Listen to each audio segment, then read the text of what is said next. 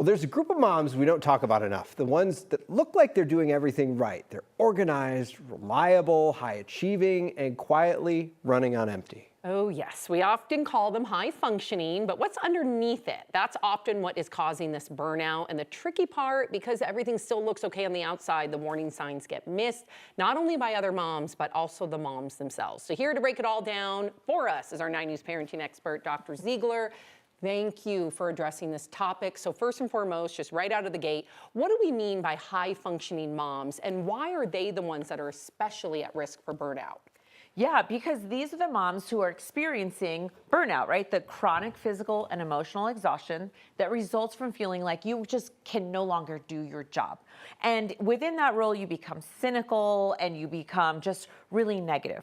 Right? So what happens in the high functioning one is you don't see that as much. So that mom is going to be feeling or thinking those things, but she's not going to express it or say it. It's just like the mentality of like, we just keep moving forward. We just keep moving forward. And as she just keeps moving forward, the person who suffers the most is her, because silently she's experiencing all these things. But almost even sometimes as a brand feels like I can't say to someone, like, you know what, Sam, I can't volunteer, or no, I just can't do it, or I can't even make it to the fun thing because I haven't had a minute to breathe.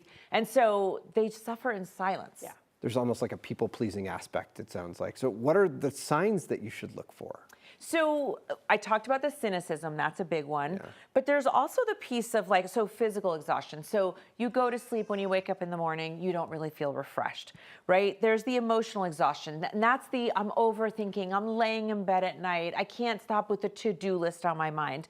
And then there's the piece around like how you present to other people. And so what happens is in a typical burnout, you are really overt about being like, oh, this place is never going to change, or whatever, my spouse is never going to be helpful. Like you're just complaining a lot. The one thing that is different about the like high achieving burned out mom is that all of those things are kept in maybe one person, but they're not really letting it out. And one of the things that's so interesting sometimes about stress is sometimes it really does just feel good to be heard. And I don't expect you to have an answer, right? I just want to vent. That's venting. I just want to vent. And then as a good listener too, I think the person listening to the vent sometimes needs to say like, okay, so do you want me to just listen to you right now? Or do you want my ideas? And then I get to say, no, I really do want to know, how did you handle it? Or I want to say, no, I don't even think you should have any ideas. I just want to complain. Will you listen to me for 2 minutes? And it's like, yes. And that shared moment helps reduce the load. So in the high functioning mom, she doesn't always give herself that opportunity to feel what it feels like sometimes to just vent, right? And to just lay a load up, or have somebody say, wow, that sounds like a lot and I'm concerned about you. There's that piece too. And you know, there was an analogy that I learned years ago of like, you know, just like when you're on an airplane, you got to put on your oxygen mask first before you can help your children, all right? Otherwise, I mean, you're all gonna die. Yeah. So what are some things that moms can do right now? If this feels like you, I'm relating to exactly what you're saying, what can we do to mitigate this, to kind of like almost in advance prevent this from happening? I think the first thing is to not see setting boundaries and saying no to things as a failure. And that has to start first within your own self.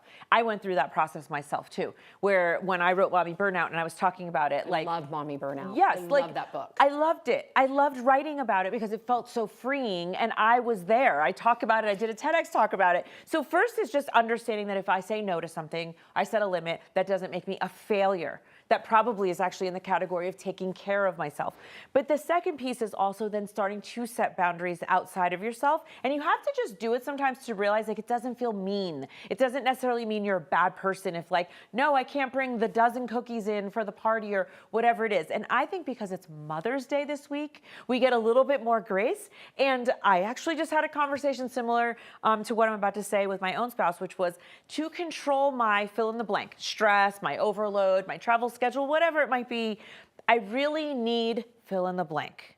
And just allow yourself. There's somebody that every one of us should probably be setting a boundary with. I say just start there. Pick one thing this week, take advantage. It's Mother's Day. Everybody's going to be loving on you, hopefully, and just really set that boundary. And speaking of Mother's Day, if there's something you really do want to do or you really don't want to do, communicate it. Don't expect people to read your That's minds. the first year I did this. It is? It's the first year I did that. Oh, good. What did you say? Can you I said, share? I just want a massage. Oh, I said, I good. want to sleep in. I want us to have breakfast together. I want to go get a massage, and then we all go get dinner. Oh, I that's didn't- nice. Yeah, That is and you know nice. what? My husband's like, okay. Right? He can do Yeah, that. Yeah. sure. Right? Perfect. Oh my gosh. A good reminder to have that conversation. Dr. Yes, Ziegler, thank you it so is. much. Thank you.